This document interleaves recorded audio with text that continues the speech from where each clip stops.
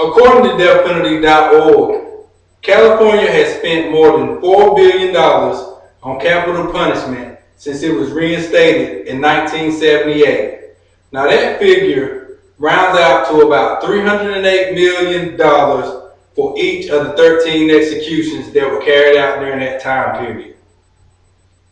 Although most states typically do not spend nearly as much as California on the death penalty, rest assured that taxpayers like you will always pick up the tab. Being a criminal justice major for the past 3 years, I've had countless discussions about the death penalty and the good that will be accomplished by renouncing this practice.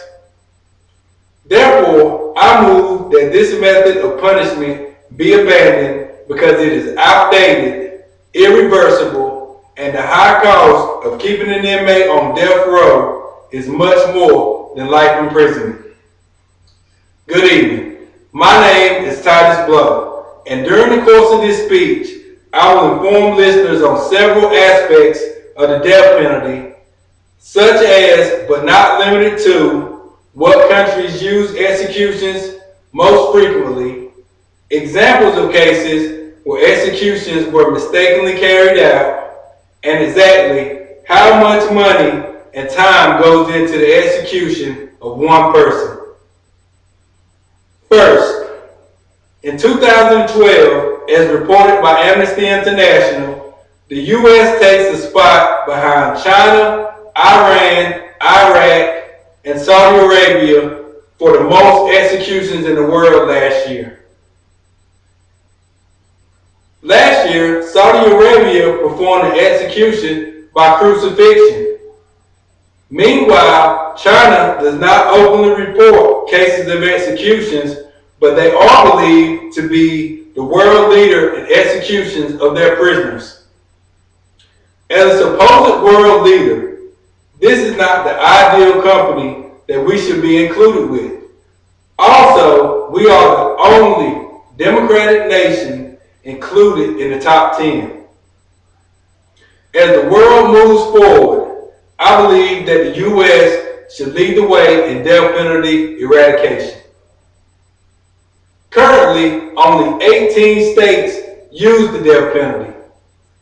As stated by Richard Dieter for the Death Penalty Information Center, capital punishment is becoming marginalized and meaningless in most of the country.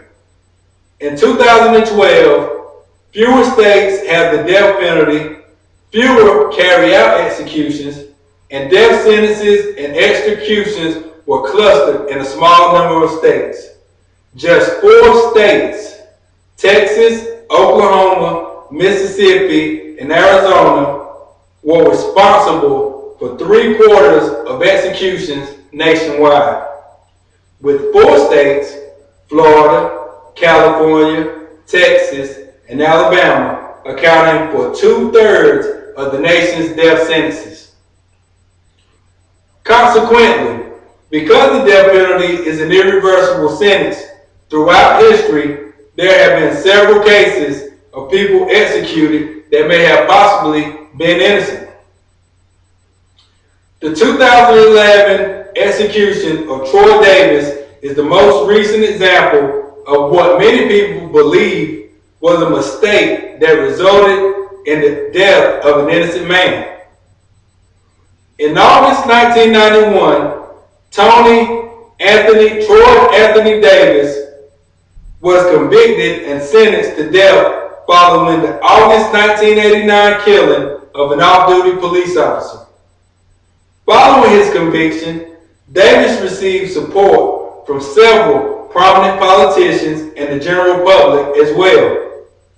Although there were several speculations surrounding this case, Davis maintained his innocence throughout the 20 years before his execution. Although it is not in the scope of this speech to argue the innocence or guilt of Troy Davis, if it were to be discovered that he was innocent, there will be nothing that can be done to bring him back. Ultimately, the cost of executing one prisoner is considerably higher than life imprisonment. In a report by the California Commission on the Fair Administration of Justice, it was determined that the additional cost of confining an inmate to death row as compared to maximum security prisons is $90,000 per year per inmate. With California's current death row population of 670, that accounts for $63.3 million annually. Meanwhile, the Bureau Institute of Justice released a study in 2012 that found the egregious cost of prisons in 2010 in the 40 states that participated was $39 billion. The annual average taxpayer cost in these states was $31,286 per inmate.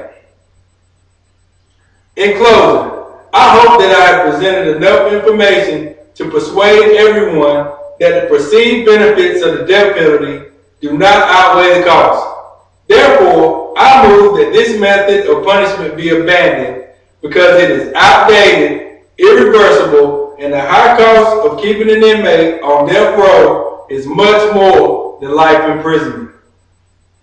Normally, people are not concerned with an issue of this nature until it hits close to home. Although I hope that none of you will ever be wrongfully convicted and sentenced to death by lethal injection, rest assured, we all will cover the expenses. Thank you.